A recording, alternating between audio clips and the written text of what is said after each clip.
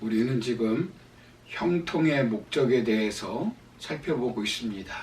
하나님이 우리와 함께 하셔서 우리를 형통케 하시는 목적이 무엇일까요? 우리를 구원시켜 주시고, 우리를 건강하게 하시고, 우리를 범사에 잘되게 하시고, 우리를 부자로 만들어 주시고, 우리를 승리케 하시고, 고난을 극복하게 하시고, 환난을 견디게 하시고, 원하는 학교와 직장에 들어가게 하시는 목적이 무엇일까요? 그 이유를 지난 시간에 살펴본 것은 하나님의 영광을 드러내기 위해서라고 말씀드렸습니다. 오늘 두 번째로 살펴볼 것은 하나님이 우리를 형통하게 하시는 목적은 생명을 구원하게 하시기 위함입니다. 본문 20절 하반부를 보시면 오늘과 같이 많은 백성의 생명을 구원하게 하시려 하셨나니라고 말씀합니다. 하나님이 요셉을 살려주어 형통케 하신 이유가 많은 백성의 생명을 구원하시기 위함이라는 것입니다. 요셉은 총리가 되어 7년 동안 대풍년을 맞이했을 때 곡식을 창고에 잘 저장해 두었다가 7년 동안 대가뭄이 들었을 때 애굽 사람들과 주변 사람들이 굶주려 죽지 않도록 도왔습니다. 생명을 살리는 것은 이렇게 먹는 음식으로 육신의 생명만 살리는 것보다 더 깊은 의미가 있습니다. 창세기 45장 5절을 보시면 당신들이 나를 이곳에 팔았다고 해서 근심하지 마소서, 한탄하지 마소서, 하나님이 생명을 구원하시려고 나를 당신들보다 먼저 보내셨나이다 라고 말씀합니다. 요셉은 애굽에 온 것이 형들이 인신매매해서 그 결과 우연히 온 것이 아니라 하나님이 먼저 보낸 것이라는 것입니다. 요셉을 애굽에 보내어 형통케 하신 것은 생명을 구원하기 위해서 형제들보다 먼저 보낸 것이라고 말씀하고 있는 것입니다. 유대 민족을 보존하기 위해서 자신을 미리 보내어 형통하게 만들어 주셨다는 것입니다. 자신의 형통을 통해 민족 보존을 하기 위함이라는 것입니다. 이 말씀은 아브라함에게 약속하신 말씀과 같은 것입니다. 자신의 형통이 이미 창세기 3장 15절 말씀에서 나타난 것 같이 메시아를 탄생시킬 하나님의 구속 언약과 아주 밀접한 관계가 있다는 것입니다. 창세기 15장 13절 14절을 보시면 여호와께서 아브라함에게 이르시되 너는 반드시 알라 내 자손이 이방에서 객이되어 그들을 섬기겠고 그들은 400년 동안 내 자손을 괴롭히리니 그들이 섬기는 나라를 내가 징벌할지며 그 후에 네 자손이 큰 재물을 이끌고 나오리라 라고 말씀합니다. 자신의 형통은 바로 구속사를 성취하는 하나님의 약속의 말씀을 성취하는 과정이라는 것입니다. 요셉의 형통은 구속사를 이루기 위한 목적이라는 것입니다. 요셉은 예수님과 아주 닮은 삶을 살았습니다. 그래서 신학자들은 요셉을 예수님의 모형으로 이야기합니다.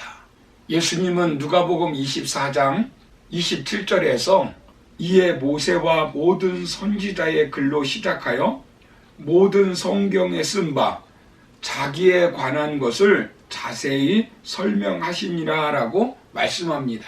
성경 전체의 주제는 한마디로 예수 그리스도를 통한 인간 구원의 역사와 원리라는 것입니다.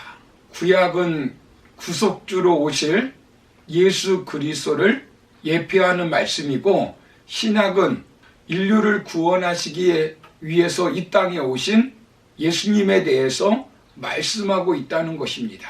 장차 구속주로 오실 예수님의 사역과 성품은 구약시대의 여러 인물과 사건 속에서도 예표로 드러납니다. 예를 들어서 아담은 창조 당시 죄 없는 상태로 창조되었습니다. 이것은 절대 순결한 상태로 육신을 입고 이 땅에 오실 예수 그리스도를 예표합니다. 요셉은 구속주로 오실 예수님을 예표하고 있습니다.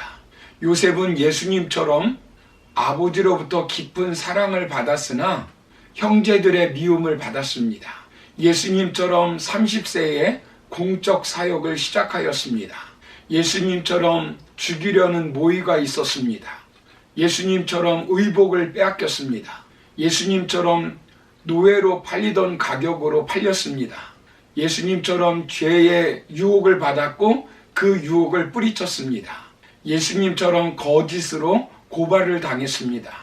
예수님처럼 2명의 죄인들과 함께 있었고 그 중 하나는 구원을 받고 그 중 하나는 구원을 받지 못했습니다. 예수님처럼 팔려감으로 그들의 구원자가 되었습니다. 예수님처럼 고난 후에 높임을 받았습니다. 예수님처럼 자신의 백성들 그리고 이방 백성들에게 양식을 제공했습니다. 예수님처럼 자신을 팔아버린 즉 자신에게 죄지은 사람들을 용서했습니다. 이미 창세기 45장에 나오는 것처럼 처음 만날 때부터 정을 억제하지 못하고 울며 다 용서해버린 것입니다. 어쩌면 요셉은 구속사를 이루기 위해 인간의 몸을 입고 오신 예수님의 모형으로 구약에 기록되어 하나님의 용서를 우리에게 보여주고 있습니다.